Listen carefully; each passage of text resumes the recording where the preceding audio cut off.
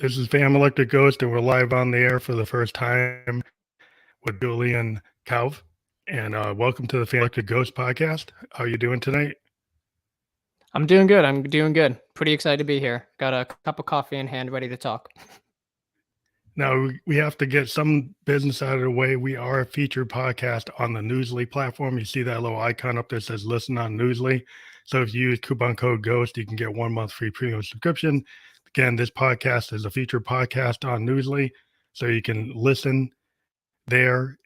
They have a platform that turns podcast into audio, so you can just listen to whatever podcast you find is your favorite and set alerts for it. Again, our podcast is on there, and this episode will be on there later tonight. So again, thank you for being on the Fam Electric Ghost podcast. We've been around since 2016, and this is actually episode, if we track it, this is 929. Wow. If you track on Apple Podcasts, we've been around since 2016. So thank you for being here on this episode. And we've got your link that we're going to bring up, your link tree. So people can contact you on your link tree /Julian Trimba, which is your instrument that you use, right? We want to talk about that in a second, right? Absolutely, yeah. So you are a musical artist and composer based in the New England area. I'm actually in New Hampshire. So really? Cool. I'm familiar with I'm that. right next door to you, actually. I'm over in Vermont, so not too far away. Oh, yeah, I played in Boston, I played in New York, so that's kind of where, the big places to go. But yeah, it's cool. So you draw inspiration from your instrument of choice, the Trimba. And maybe you can talk about that, because I'm not familiar with that instrument. And I always like to know about the history of new instruments that I run into when I talk to musicians. So like maybe you can talk about why you use it and how it contributes to your sound.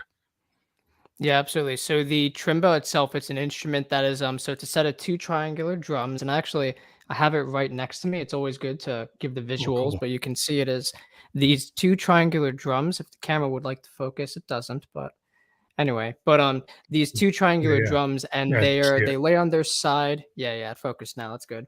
And they have these wood blocks on top as well. And the instrument itself, it wasn't invented by myself. It was invented by this 20th century classical composer whose name was Moondog, and he would use this instrument to kind of make some percussion compositions, but also to accompany some of his like symphonic and chamber orchestral music.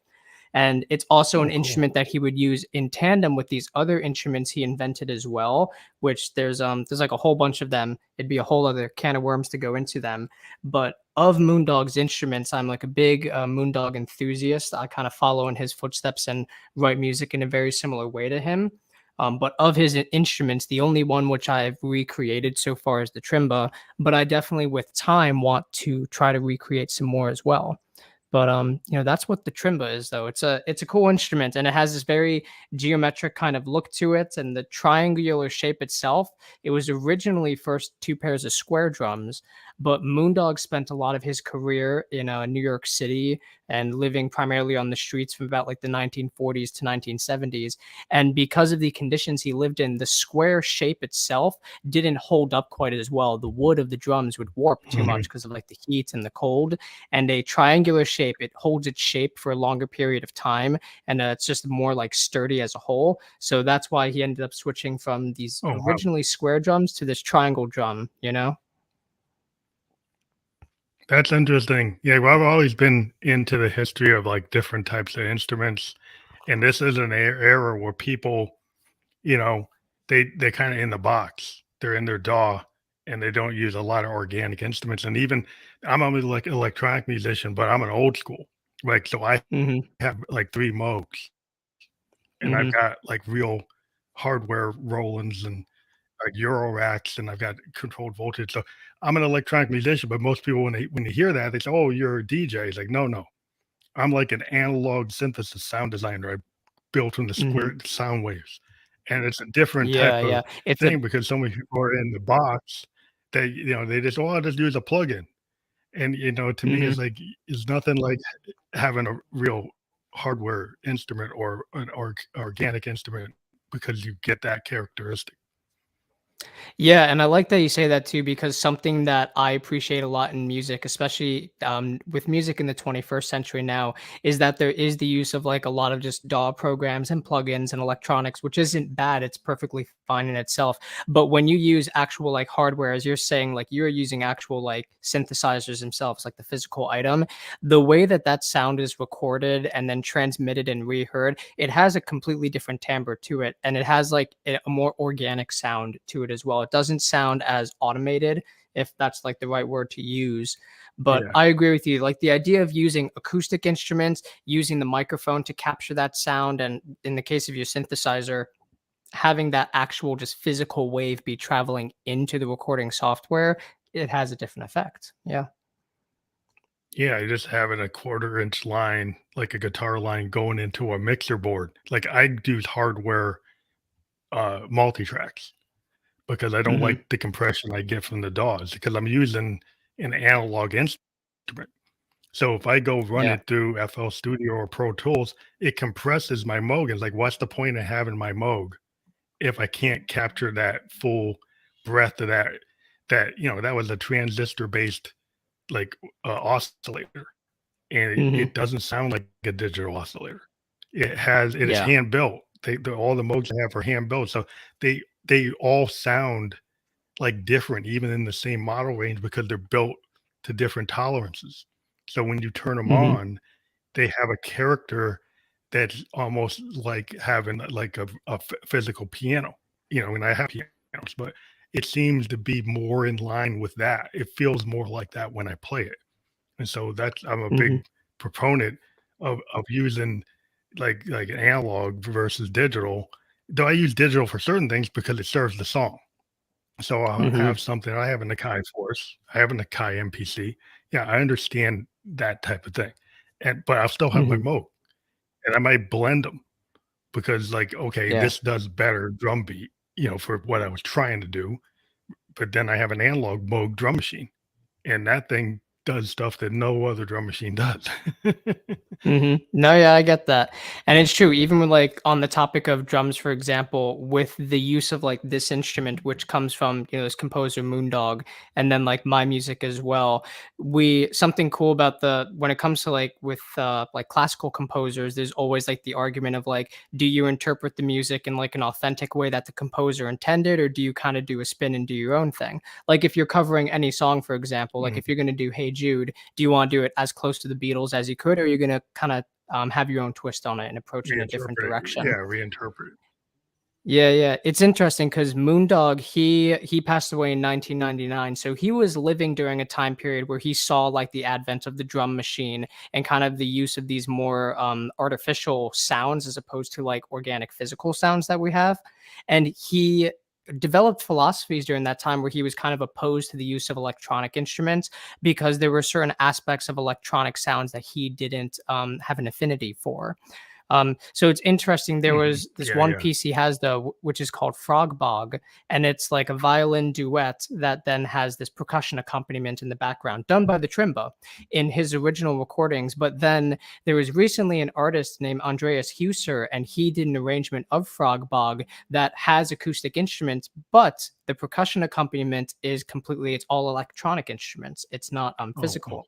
It's not like physical percussion instruments. Yeah. But they still he mixed it in a way, it has an attempted organic timbre to it and it works. But when I first heard it, it was like this strange, like you're hearing the same song, but in almost two different vocabularies, you know? Yeah.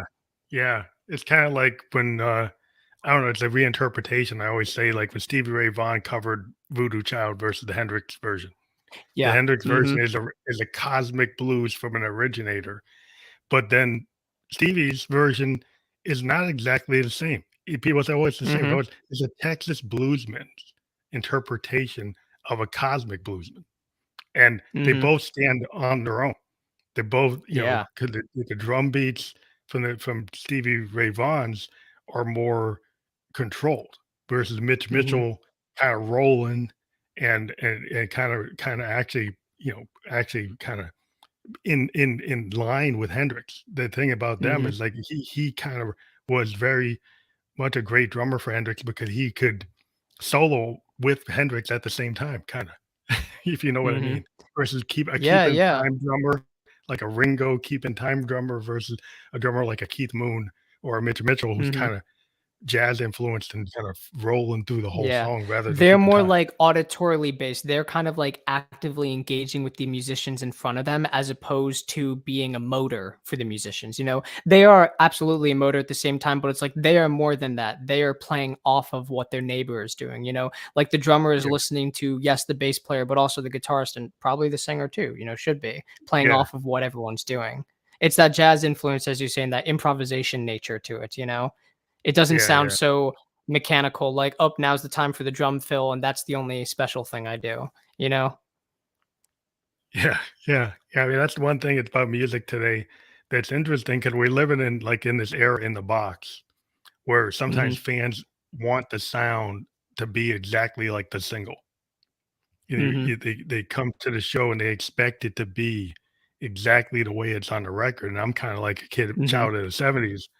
Go see Funkadelic, go see the Almonds, and the point was like I could go see them 3 nights in a row, and they sounded mhm. different every night. Yeah.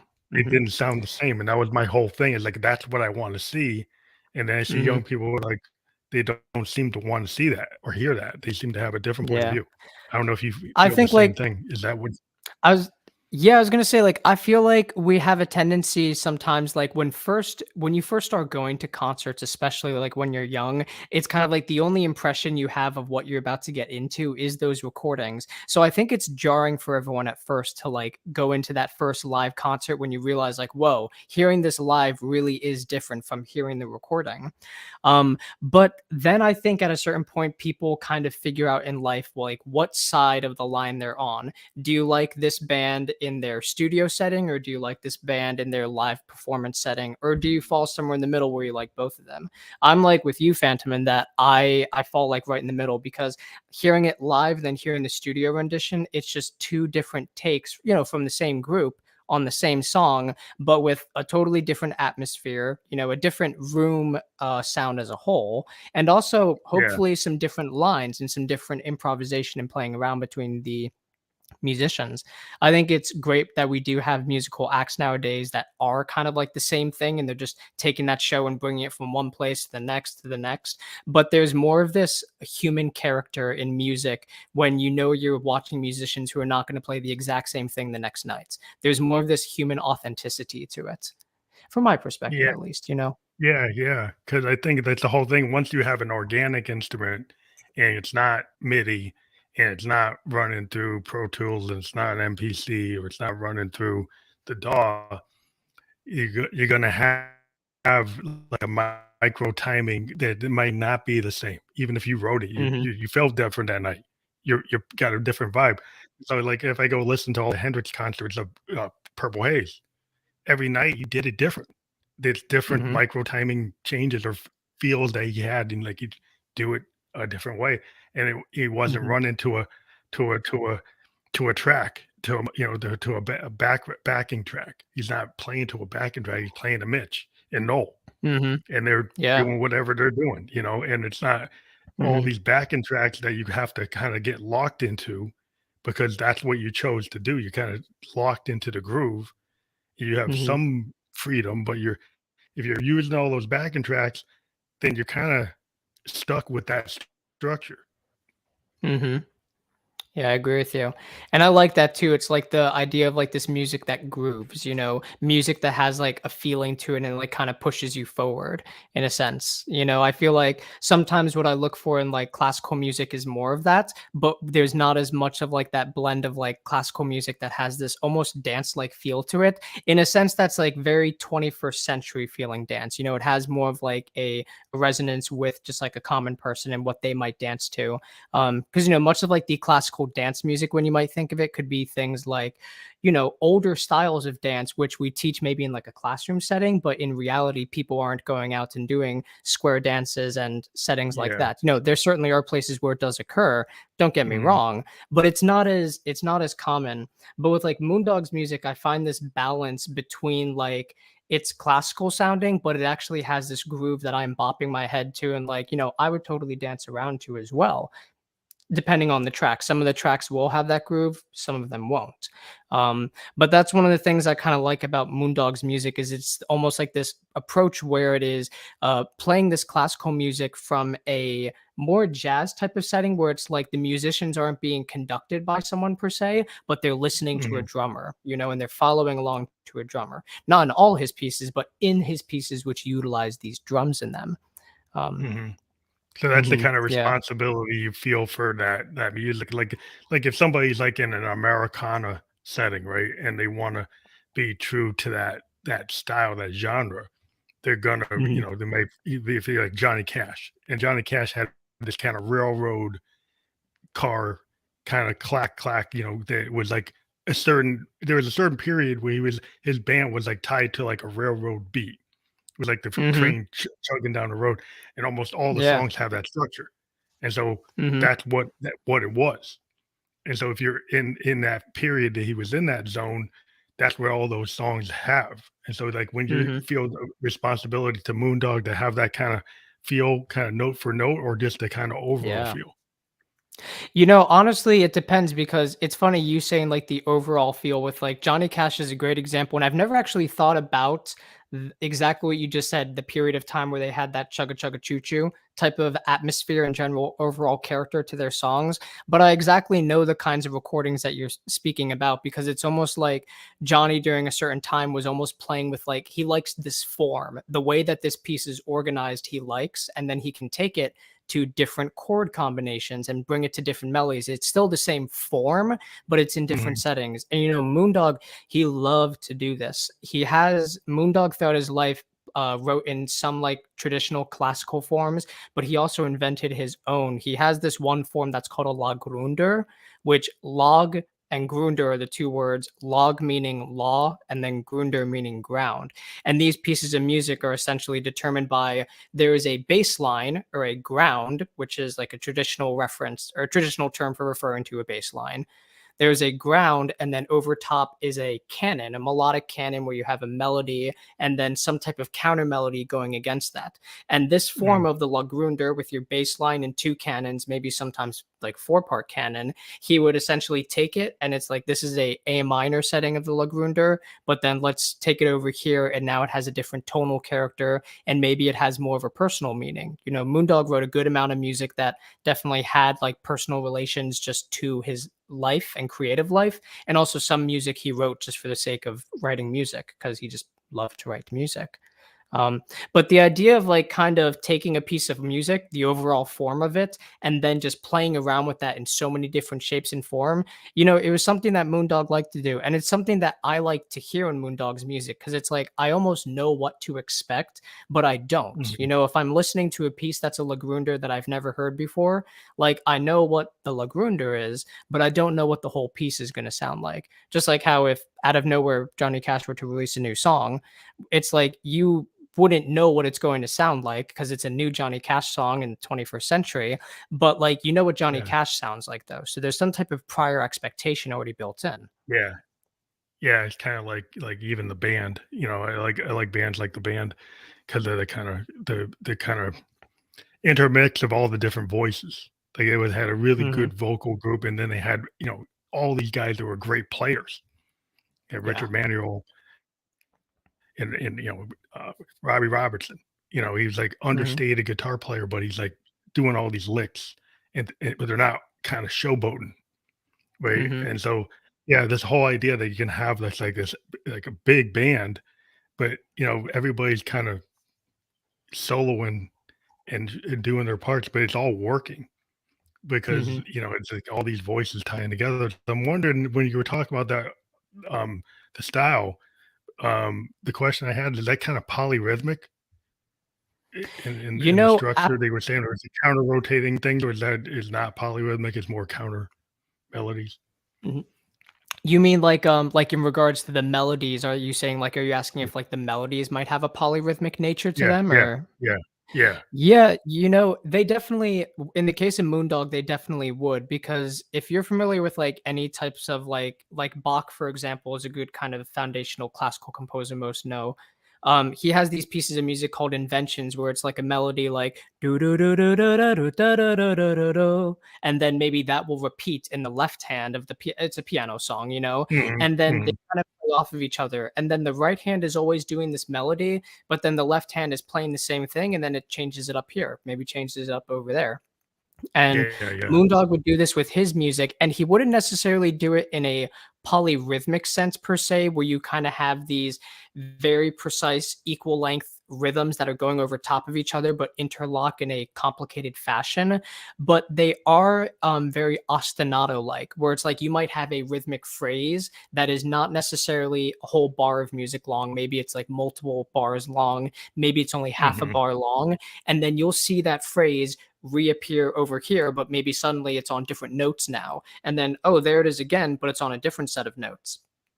And then, but at the same time, while you might see these musical phrases going back and forth, sometimes you will then have these instances of just a single note being played over and over again, but in a rhythmic fashion. So you can have the note like do, do, do, but maybe Moondog might accent it differently by going kind of like do, do, do, do, do, do, or maybe he might do like do, do, do, Mhm. do, do, do, do, do, do, do, do, do, do, do, do, do, you know, and he'll kind of like do this with many notes and create these melodic harmonic little tapestries while there's a canon going on in the front. It's a wonderful little thing. His music is like this music for your mind, you know, it makes you really listen to Yeah. all the individual parts that are going on. Yeah, I always liked that because 'cause I've been getting into this, this device that Moog came out with called a subharmonicon. So it uses the Mhm. subharmonic scales, and it uses, like, a dissonant kinda, like, thing where we're talking about the different types of timing. So it can go and do subharmonics at the same time it's doing the different, the rhythm, the polyrhythmic. So it gets polyrhythmic and subharmonic at the same time. It's a Whoa, device that's that like can go really and do cool. it can do Mhm. subharmonic, and it's got these, like, 4 sequencers that run in different, subharmonics and polyrhythms, and you can run them Interesting. on top of each other, and it Mhm. allows you to It do a lot of really complicated things that you kinda just, like you play with it until you find the sweet spots, and some of it's mhm. kinda dissonant because it's a little off because the subharmonic scales start getting into, like, this dissonance that aren't like normal harmonies. It starts getting into stuff that's a Mhm. little off. But it's kinda cool that Yeah. it's off. You play with the fact that Mhm. it's off, you know? Yeah, and it's interesting because it's like that subharmonic scale. That's essentially it's like that is the overtone series, but then inverted and kind of going the opposite direction. Where but it's cool because like in Moondog's music, he was obsessed with just like the natural harmonic scale, like this series of overtones and composing music with that. But at the same Mhm, time, I think it's cool when you then find these musicians who utilize the technical inversion or the subharmonic scale, which is instead it has more of this dissonance because like some of the first like intervals you're encountering are things like a fourth instead of a fifth appearing first, and then you have like that C to mhm. F like do do. And then it gets crunchier. You then have the minor third appears out of nowhere at one of the subharmonic tones. I don't know which one it is off the top of my head, but you Yeah, get yeah. those dissonance intervals much quicker when you follow that scale. And it's interesting. I'm really curious to kind of hear this device that you're talking about, like in the context of music, because when I think of like the classical setting, there's this really cool composer Amy Beach who would compose with this type of music theory called I believe it was dissonant counterpoint, where it's essentially like not Mhm. writing a music in a way where you want to accent consonant tones and like notes that sound nice together, but instead you want to write music in a way that accents those crunchier tones, like your major seconds and your minor thirds and your Yeah, I can major send you some. sevenths. There's a synth head that reviews all kinds of devices named Loop Pop out of Israel, Mhm, and, he's got a YouTube channel where he reviewed that machine, so I could send you the mhm, link so you can actually see him running it through the paces, and it's very unique because it actually was based on some very old synthesizers, like, some of the first mhm, synthesizers had some of these concepts, like, yeah, so it's really interesting, because I like to play with, like, dissonance in that when you tune oscillators, you can kinda detune them. So, you know, like, mhm, what happens yeah, on a Moog, like a 3 oscillator Moog, each oscillator can represent a note. So you could actually Mhm. try to play it straight, play a major or minor chords, or you can start like offsetting the oscillator. So when you do that 3 note chord, it's a Mhm. little off on purpose. Yeah. You can almost, like, get to the point of hitting microtones at that point, it seems like. You're able to get very precise with how you're Detuning, bending the yeah. pitches. Yeah. Detuning them, yes. Yeah, you Mhm. bend the pitches to yeah, you detune it to such a level, and you can have the LFO add a vibrato, and you can have it Mhm. come on where it's, like, kinda trailing off, and then you can Mhm. throw, like, analog delays or spring reverbs, like physical spring reverbs into it, and do all kinds of things. The thing but cool about Moogs is they have a things called, attenuverters. They can actually go negative or positive. So you can Mhm. take an attenuverter and take the signal and make it go negative or make it go positive, and so you can kinda turn it inside out. And so that gives you a lot of playing around. It's like a sonic playground where you start to actually Mhm. look at the waveforms, like on Yeah. oscilloscopes and see what you're actually doing to the wave Mhm. and then Yeah. learning what the waves represent.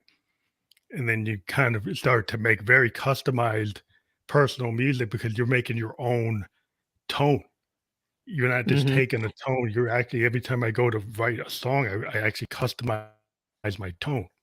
So I would wonder, Mhm. like, when you on a drum, do you customize the tone of that drum by tuning it?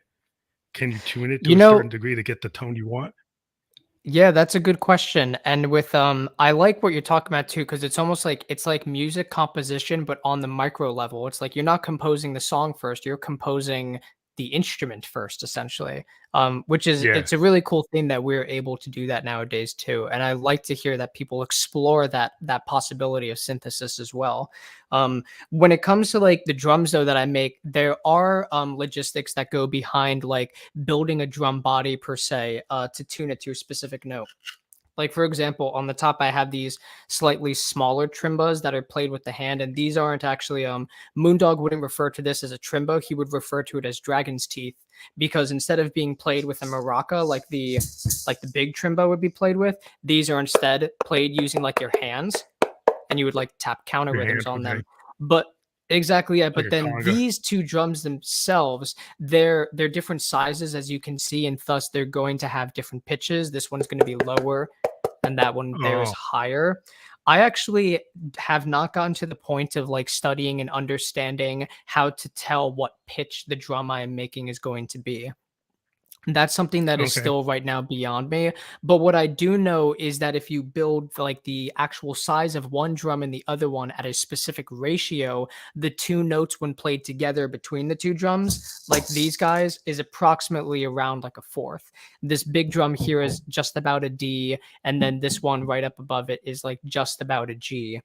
Cool. But then it also depends because the drum heads on the Trimba, it's a leather drum head, which is very temperamental in the depending Mm, on the temperature. So like in the heat, these will get very taut. They get very strong and the tone sounds beautiful. But in a normal setting, they usually have this looser sound. So the pitch is usually like a little bit below that kind of D and G range. But what's cool is that because of the triangular shape, and I don't really know if it catches it too well in this microphone, but the different areas that you hit on the drum will produce different tones. Like when you oh, kind yeah. of hit in this, let me see if I can, like with the Yeah, let big me hear drum, that. for example, when you hit right in the middle, can you hear that Mhm. on your end? Is it coming through? I can Yeah. hear it. Yeah, I can hear it. So when I hit like the middle, it's a lower tone. And when you go to like the highest corner, it's a much higher tone. So let's see if the microphone catches this. Yeah, I can hear that. Yeah, And yeah, then, you can hear the same on the difference. small Yeah, drum too. Yeah. It's like, yep. So yeah, you can use which that. You that's can a, use that when you're You playing. can, Yeah. yeah, and it's a really cool sound too, and the Trimbists who, played in this, like, in this traditional Moondog type of style of the Trimba, because there's different takes on playing the Trimba as well. There's a couple other musicians out there, who I'm familiar with, who play the instrument but play in a slightly different style from how Moondog or his student Stefan Lakatos would play. But Moondog and Stefan, I never heard and I never saw Stefan actually do these kind of smaller tones, these higher pitches from the Oh, corners of the drums. So it's a thing I don't know if they've even thought to try it out to see if it would make a different yeah, they sound, may but not have thought, it's yeah. it's a cool Being one though. being an experimental musician, like I always like look at that. Well, what else can you do with that? And sometimes like when people first meet me, they say, "Oh, this is the sweet spot. This is what you're supposed to do." And then they Mhm. kind of like you go to Berkeley or something. People tell you, "Well, we taught you all the rules. Now break them." you know, Exactly, yeah, it's like you gotta know the rules before you break them, but when you break them, you get some cool stuff, you really do. yeah, yeah. That's the Mhm, whole thing. Is the idea of experimental music. That's where my head's at all the time. mhm. Doing like field recordings, and then taking a field Yeah. recording and bringing it into a Eurorack sequencer. And instead of Mhm, actually looking at the grid like on a laptop, I've got a sequencer that's controlled by controlled voltage. And so I mhm. take a sample, like I go out to a river and record a river, and Yeah. then bring it into my Eurorack sampler, and then have my oscillator or a random voltage generator or a sample and hold circuit actually clip or splice that sample and run controlled voltage to actually trigger how that sample acts. And it's kind of like I'm not looking at it on a grid. I'm letting the synthesis, the subtractive synthesis concepts actually affect that sample by playing with all my dials and my overrides I can do within subtractive synthesis.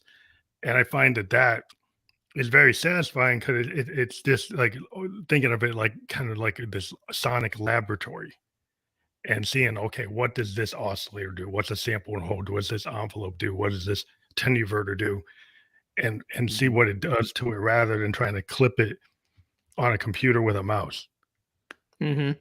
Yeah, and I like that. It's like when you're engaging with music in such a comfortable way, because I feel like at a certain point when you're kind of growing as a musician and you begin kind of really understanding and learning about what it is you're working with, when you really begin to understand the concept of not just music but the concept of sound, that's when you start to have like more of a personal connection with what you're doing.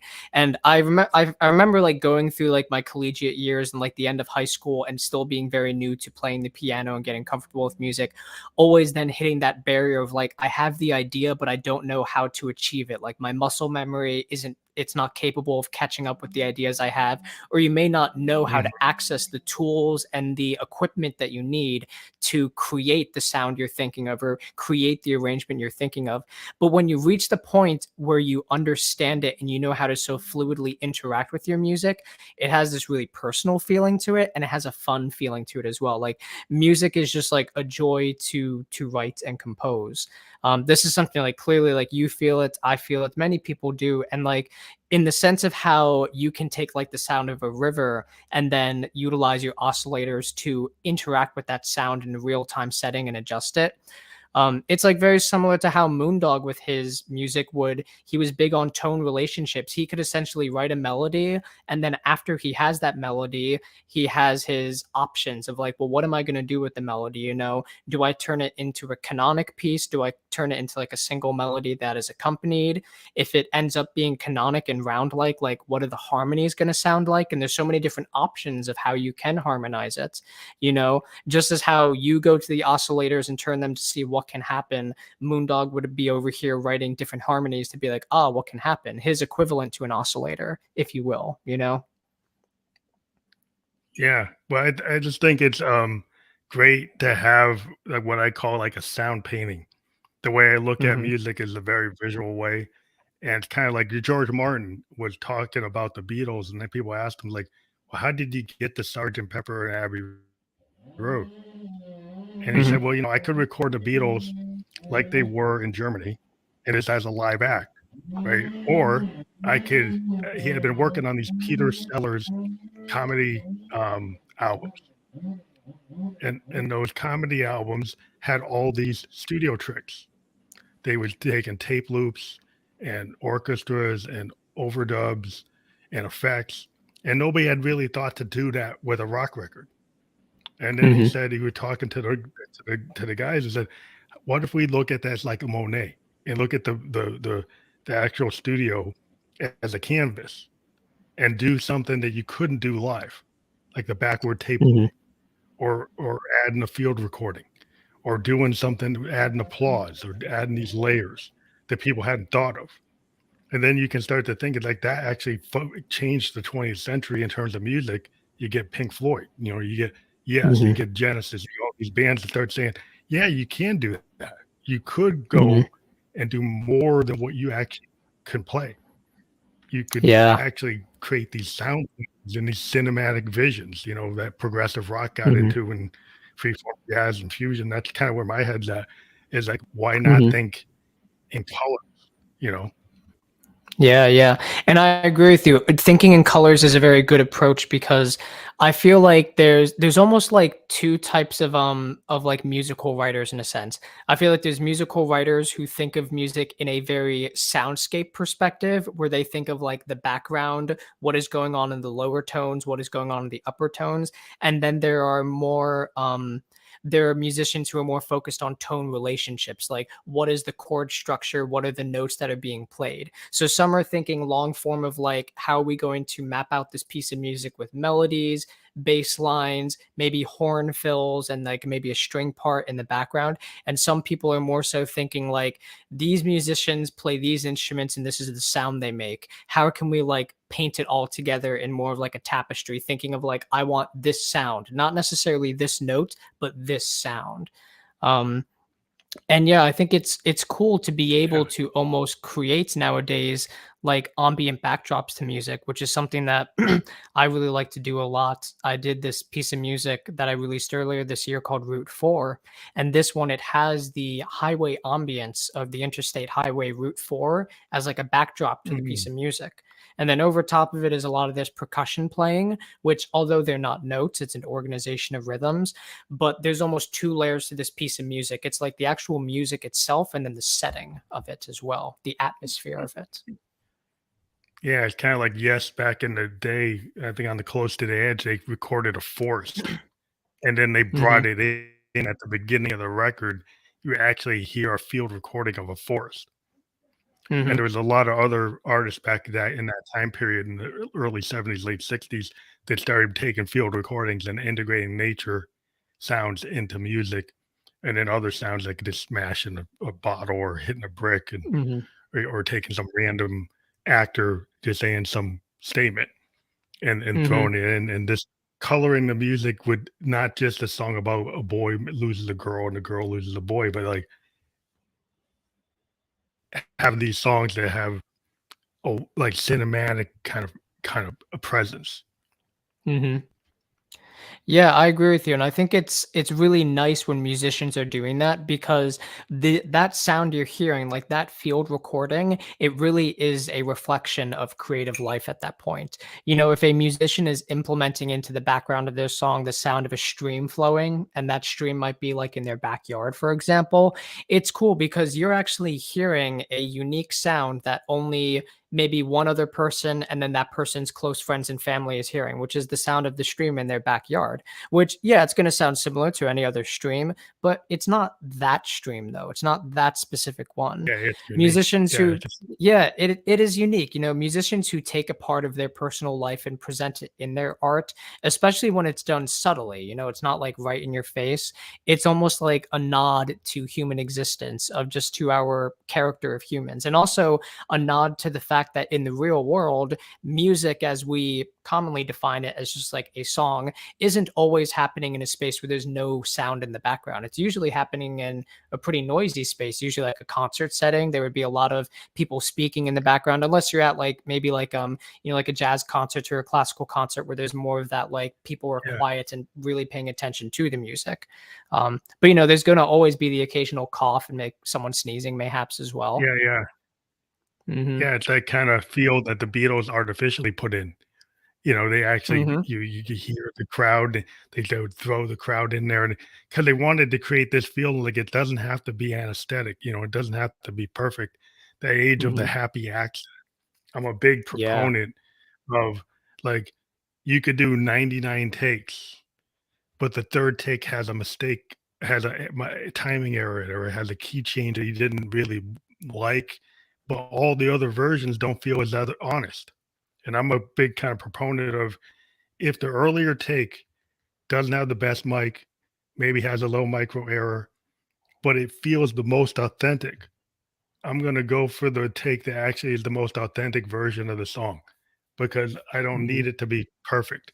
I'm kind of living in an age of like listening to Exile on Main Street or Crazy Horse, Tonight's the Night. The fact that those songs have like micro tamming errors or pitch errors or what people would want to fix. And like, no, don't fix that. Leave it there because that's the truth. That's what I was really Mhm. feeling. So why edit it out? Exactly, yeah, and at the end of the day, when it comes to those things too, it's like the only person who's going to notice is the musician who made the mistake, and maybe other people who might be familiar with the song and know like, "Oh, it's actually supposed to be that note Yeah, instead, or maybe that rhythm instead or something." Um, but at the end of the day too, I feel like in music, you always have like the two arguments of like a strictness to being so disciplined you will never make a mistake, and also this more not necessarily not strict, it is still strict, but just an acknowledgement of the fact of like making a mistake is part of your human character. You're not a robot, you're not a machine. Like you will make a mistake at some point, and it's okay to. And it's true, like most times in music, the only person who's going to notice is just the musician who made the mistake. But they recover, they continue onwards. If you're taking like a jazz solo or something, there's always going to be some soft notes and some dissonant notes. So it'll just get interpreted as like, oh, a crunchier tone or a different type of character. Um, yeah, yeah, yeah. yeah. It kind of gets into that kind of zone where you're I think there was a famous bass player, his name escapes me. He was doing a master class and he was pointing out he was running multiple scales with the same rhythm. And he Hmm. kept on pointing out to the class, like, there's no real wrong note. It's really my intention. If I Hmm. feel like I made a mistake, then you're gonna feel I made a mistake. But if I Yeah. can just kind of just recover from life, that I actually Hmm. can go with it and I can deal with it. Like I'm in this jazz combo and we kind of glance at each other. You can frown or grimace. Maybe you thought you hit the wrong note, but it's like, okay, how you don't start from the beginning. You kind of like, Hmm. okay, we recover from this moment. It went a little dissonant. Now it came back. Then it goes dissonant again, and it goes to another. It's kind of like this kind of. Hmm. It's life. Life can be It messy. is, yeah. Sometimes it does. Sometimes it does. It's Hmm. not all in sync. It's a little off. We hear some very dissonant things from Sun Ra or Davis Hmm. or Coltrane. You say, what is that? And some people can't get into it because well, those are weird notes. It's like, yeah, well, if you're not Hmm. don't understand what they're trying to do, but yeah, it's just this idea that you can start to fall in love with the so-called bad notes. Hmm. Yeah, Or the no, you're dissonance right. or And the things like, that are like not expected. mhm. Yeah, and like I know Sun Ra is a very good example of that too, especially because he comes from that free jazz type of realm, and he's like one of the pioneers of that form of music, which is all about more so of like don't think of music as a plane of right and wrong. Think of music as a plane that you just command. It's one that you just enter and you do what you're capable of doing. There's no such thing as a right or wrong note, but there is such a thing as context. There's always context, but there's no existence of right and wrong. It's all interpretive. And Sun Ra is just like he's like another one of my like idols who I worship him and like his dedication to music composition and also just his dedication to be just staying true to what he is and doing his own thing. I think it's important to do your thing, to just go ahead and like if you know Yeah, what you are doing and you know it has some value to it for people, hold on to it and just move forth with it.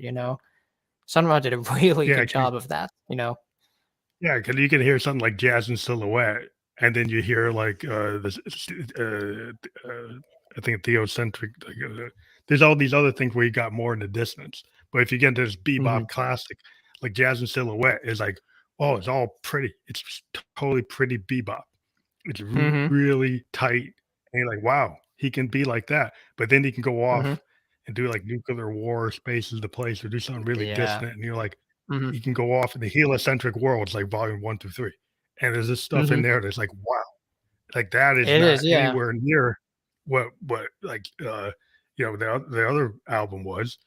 It's Mhm. like he could go into different zones and like, wow, he's doing kind of stuff before Davis, you know? Mhm.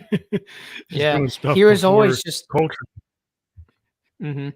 Yeah, he was always just a pioneer in that sense too. And you're right, like I feel like another good album that almost presents like a good synthesis of the two sides is his one Some Blues, but not the kind that are blue, because that's when Mhm, he's like mhm. playing like a good handful of standards that you get the melody, you get the musicians improvising over it, but then you get the free part of it. You get the more like spectralist type of approach where it's just sound based, it's not necessarily form based, but then they always bring it back into like here's the melody again out of nowhere, but maybe this time it's Yeah, got like a wide variety of dissonant harmonies over top of it, but you can still hear the melody.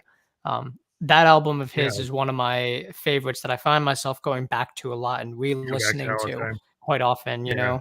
yeah, it's a good one. Yeah, Heliocentric Worlds Volume 1 through 3, I started finding that because I was into, Hmm. some of the other things that, everybody gets into, like Jazz and Silhouette is kinda like what I got Hmm. first introduced, and then I heard, like, Spaces to Place, and it's like, "Wow, that's very Hmm. different." And Yeah. then as I diving into the whole catalog, and I'm like, "That's really kinda like," you know, like, it seemed like P-Funk or George Clinton, I don't know if he was aware, it seemed like they were Hmm. following similar mentality, the Yeah. idea that it was like the 2 leaders of those 2 groups had this idea that seems kinda like some synergy between both of those bands. Hmm. Yeah. And it's cool when you see that like this synthesis of like new music that is a combination of I mean, all new music is going to be a combination of tendencies from older music. But when you see this deliberate fusion of like different kinds of music together to create like a totally different type of musical atmosphere, it's a wonderful thing. I find that in the 21st century, many musicians who do like arrangements or covers of Moondog's music, for example, find these really cool balances between taking his music, but then taking their own musical background and applying And it to it. Planet, yeah. Yeah. There's like this really cool jazz trio in Europe called Hobo Combo, and they Mm, do more jazz-like arrangements of Moondog's music. I imagine they essentially take the melody and they assign it to a chart as opposed to an actual like a manuscript, like a full-on this is how you play the melody sort of thing.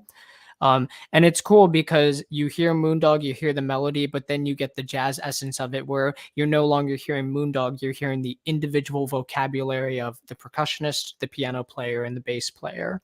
Um, which they do a great job of it. And there's many other musicians who will take like any kind of music and do that. I feel like a really cool 20th century example of that is that album Switched on Bach, where it was yeah, yeah, yeah, a with the Moog synth Moog, artist. Yeah, they just yeah, took a bunch of Bach music and threw it onto a Moog, and it's so wonky. It's weird when you first hear it, especially if you yeah. were first Randy familiar with Carlos, just all yeah, the Bach. Carlos, yeah, Yes, that Wendy Carlos. But yeah, yeah, like but that's that's a like great the first example big of. use. Yeah. Mhm. I mean, that Yeah, was you like go, one of you the go. Yeah. first uses of the modular Moog, because he was Hmm. trying to get artists to understand that you could use it. And the thing that was interesting, like when Moog got in the scene, there was a lot of classical musicians or traditional musicians that were like, "Oh, I can't use that. That's artificial." It's kind of Hmm. like people look at like the box. Like when I talk about the DAW, Hmm. they're like, "Oh, that Yeah. that, that was like a DAW to them." They're like, "That's not real." Hmm. And then she found a way to use this massive modular Moog. It wasn't even Hmm. a mini Moog. It was one of those big ones that looked like a computer. It like Yeah. fills up the room to actually do that. And you have to. It was monophonic, so you got to do every note one at a time and Hmm. multi-track it. So it's a lot of work. Yeah. It's not polyphonic. So when people realized what she did and the level of effort that took to do that, then they respected. Oh, that's what you can do with a Moog. Oh, yeah, Hmm. maybe we want one.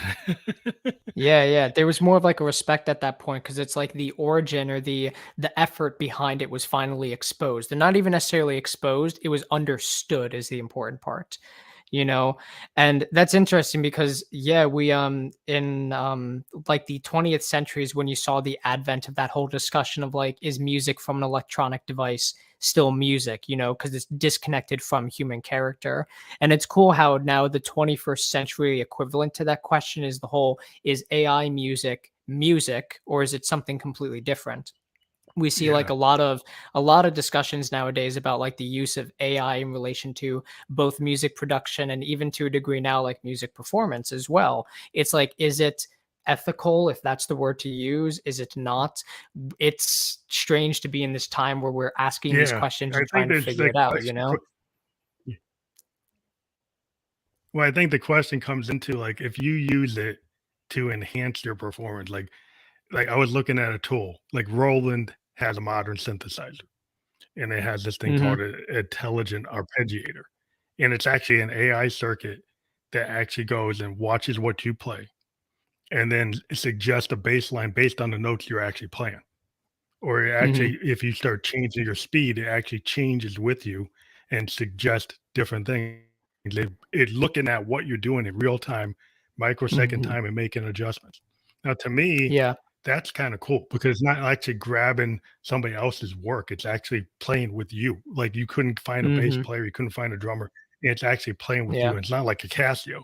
It's actually Mhm. looking at exactly what you're doing. And that to me is like that's a cool use of AI. It's Yeah. like also if you had a recording engineer AI and say, "Hey, I want this to have the kind of treatment that a Fleetwood Mac Rumors album had," and it could look up what the Mhm. Neve board settings were and actually set that. I think that well, that's fine. That's cool. That actually Yeah. helps you, right? I agree. But It's when it like goes the and use of takes like Drake voice and puts it on somebody Mhm. else, I don't know if that's cool. Yeah. No, and that's like the weird that's like where it hits this like blurred line because I agree with you. I feel as if the use of AI and any technology for the purpose of like creative advancements and creative innovation is always a good thing. You know, the more tools we have on hand, the more creative we can be. You know, I love to think and wonder like what would a 21st century rendition of a classical composer like Charles Ives, if you're familiar with him, like what would that look like in the 21st century when he has access to electronics? Because he was a guy who was very focused on sounds. And if he had access to like Mhm. synthesizers and other electronics of the 21st century, I'm sure that music would sound totally different. You know, the idea of being able to use this technology in tandem with the already inherent like artistic value within you is a good thing. I like that we see these kind of AIs where live musicians can interact with the AI and like play along with the AI. You know, like it'd be cool to just, it's like essentially like a little backup band. It's just right there for you, a little band that you can play along with and like actually truly interact with. It's unique, you know, when it becomes the whole, as you were saying, like an AI version of Drake covering a song, or just it's completely like separated from any human innovation and involvement and is now just machines doing what they do over top of something else that a different machine made. It has not as much of a authentic type of emotion behind it, from my Yeah, it just perspective. feels like a producer. Yeah, it seems like a producer versus a musician, right? So if a Hmm. producer goes and takes something that musician did and starts rearranging it, I don't know if Hmm. that's the musician or that's the production work, right? So it's Yeah. like more like the recording engineer and the producer making choices that's not, to me, as authentic as an artist actually making an original decision and getting assistance versus Hmm. somebody going and grabbing samples and rearranging them. Right, Hmm. and if you have an artist that's actually working with an AI and write a brand new song that maybe has a Hmm. feel of James Taylor or has a feel of this or feel of that, but it's not that. It has a feel, but it's not that. It's a brand new track versus AI saying, "Oh, take James Taylor's voice and then mix it with this and mix it with that," and then it's actually stuff that existed before, and you're just Hmm. rearranging it, and maybe that's interesting that you came up with it like a DJ, and you could argue, well, that's art if you rearrange something. But Hmm. if the computer's doing 99% of rearranging, you didn't have that much interaction. Is it Yeah. really your work, a human piece of Mhm. work? Yeah, it's like, and at that point too, then from the perspective of the listener, it is hard then to tell, like, when you're listening to music, we're going to be entering this era where it's like, oh, I see this was released in 2023. Like, I wonder how much human involvement it took to create this piece of music, you know? I almost sometimes wonder, like, will we Hmm. begin to see like this type of like percentage meter of like, oh, this song is 80% AI made and 20% human made, like, as a silly Yeah. little thought of to what that could look like. But it's a serious question because there are some people who appreciate art because of the creation process behind it. That is just as important of an aspect to the piece of art as just the piece of art is an important aspect in itself. You have the work in itself, and then you have the process of the creator. And some people hold both of those to a pretty strong equal value. I definitely know I'm someone who does. I look for art to be like a type of reflection of life. And likewise, as well, life is a reflection of that art in itself too. I wonder like if Moondog were alive in the 21st century, how he would feel about AI music, because he was very opposed to most like electronic use of Yeah. relations to If you, music throughout his whole life, with the exception of he had one album called Elpmuz, which was made with a sample machine, and this one was a compromise for him because yeah, he had these pieces of music that would just work very well with a sample machine, and the audio engineer behind the project was able to convince him. But it's like one of the only instances we see him interacting with electronic music, because he was on the side of the argument where he was opposed to it. It lacked mhm. that organic and warm kind of feeling to it. Well, that's where you kind of look at old school hip hop, right? Before, where we are today, and people are Hmm. using vinyl, scratching and actually, using like 808s and 727s and 909 drum machines on top of beats. So, yeah, there was this thing where like, was that real music? And then you got people that, the De La Soul, they create some really interesting things that they actually Hmm. can be music. But the question is, there's still interaction where human beings were making decisions in Hmm. terms of what that feel was good. My argument, okay, yeah, technology has always come in, like, the whole thing with Wendy Carlos and the Moog. There were people that said that wasn't real, that wasn't good. And then Hmm. now today people like yearn for that analog electronic music era because now they say that is authentic. But at the time it came out, Hmm. they did say it wasn't. Yeah. So You know, different it's phases it happen. Mhm. It's strange if you think about it. It's very reflective of like the American like counterculture movement of the late 60s and 70s, where you saw this big push of people wanting to go back to the earth, back to the grass. They're like, I'm tired of like all of the manufactured and processed food. I want to go off, live on a commune and have a farm and harvest my apples. Like I want authentic real food. I don't want the interpretation.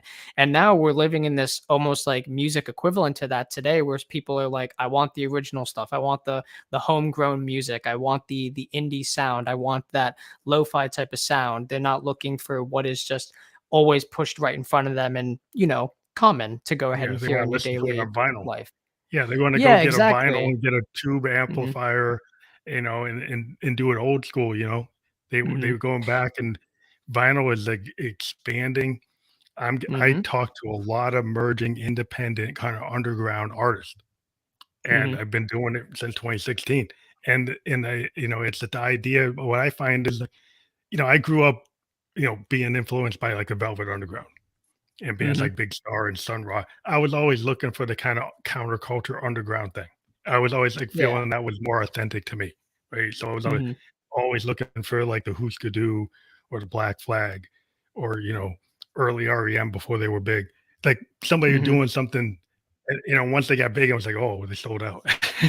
Yeah. But Hmm. but it was like, You almost feel I like, betrayed. You're like, no. yeah.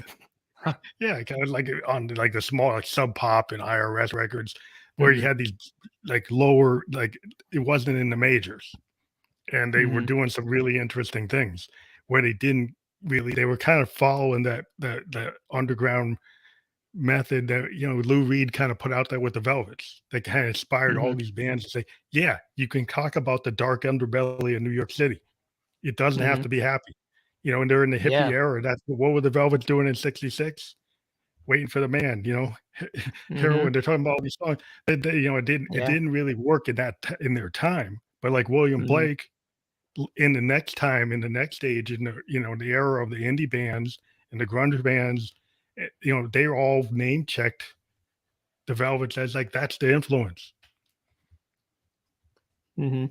Yeah, and it's cool too because that's definitely that type of emotion there of like you're looking for what's underground, what is not being talked about. That's what first brought me to Moondog initially, was because I found out about this composer where I was like, why am I not learning about this guy in class? Like, why have I not heard this music on the radio before? Why have I not heard people talk about this? Because then when you find that, and especially when you find like an underground artist who is like living such a rich life and interacting with music in such a personal way, but they don't seem to have that type of spotlight you would for some reason think they should. I almost feel like you feel more of a personal connection with them because you know that this person is really engaged with the audience who is in front of them. The people who are interested in what they're doing, they're there for those people. Not to say anyone who's mainstream isn't, because I'm sure they are as well. But when you have such a large fan base to go ahead and interact with, sometimes I feel like from the artist perspective, there probably is a type of disconnect or like this wall where you don't feel as personally relating to the people who are relating to your music. Um, but underground artists, they have that character and quality to them, depending on which one you're thinking of. But that kind of underground aspect brought me to Moondog initially, and but I'm happy to see nowadays there is bits of more attention being brought his way. There's more people looking at his music, more people wanting to listen to more of his music. It's an exciting thing. It's good.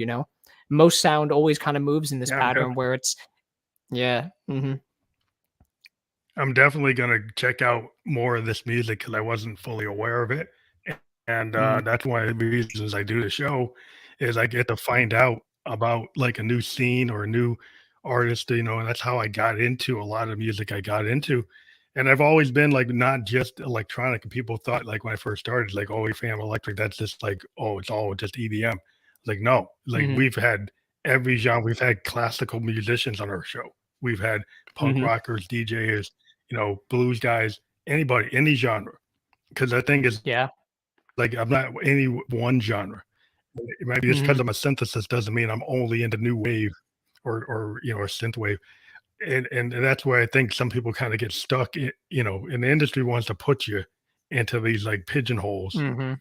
and Yeah. and say, oh, like you're trance, you're trap, you're this. It's like, why can't I be Mhm. expansive? Why can't I just Yeah. have any sound I want?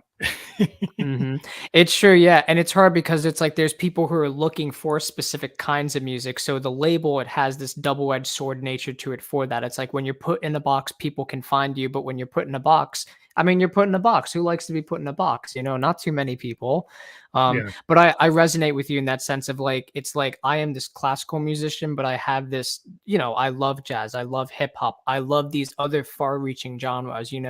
Obviously it's like the music that we play is only going to be, I feel like, a small sliver of the music that we listen to. And I yeah, find that within, yeah, I think every musician I've met is not just listening to only the music within their genre or within their kind of niche pocket of sound. They're listening to a lot of different things, but it's because we're curious. We want to hear new things. I'm always listening for new things. It's good to listen for new things. yeah. That's I was amazed when I learned about Jim Morrison that the vocalist that he most identified with was actually Blue Eyes, Frank Sinatra. Really? That Mm-hmm. and one of his recording engineers picked it up when he was singing. He Mm-hmm. noticed that his phrasing was very much like Sinatra. So he That's said he interesting. actually picked up like he knew what mic Sinatra used. So he went to Jim Mm-hmm. Morrison and said, "Hey, we're going to record you with this mic." And then Jim came back and said, "Oh, that's Frank's mic." That actually Really? Jim Morrison knew and loved Sinatra so much he knew what mic he used. So Wow. when the engineer brought it, he said, "Wow, I was right. Like he does phrase Mm-hmm. like him because he loves him." And you would think Yeah. like they're totally in a different zone, but sometimes Mm-hmm.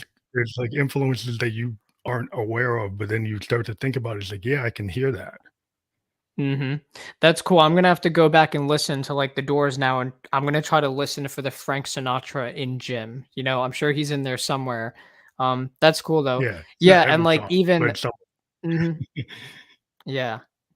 Yeah. And like when it comes to classic rock music too, like that was primarily what I grew up with. My father, he's a rock and roll like keyboard player, so that was like the sound I was exposed to growing up. And so the Doors was like I always listened to them but was just casually familiar with them, and my partner is a huge Doors fan.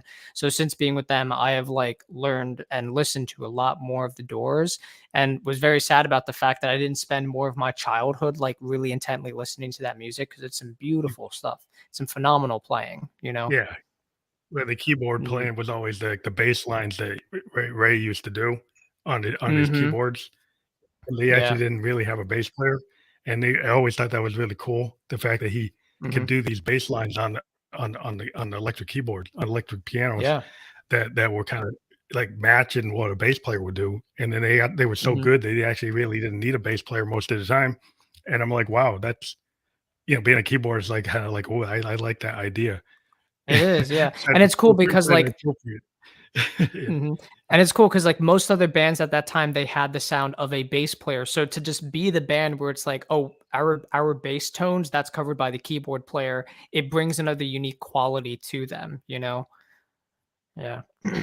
Yeah.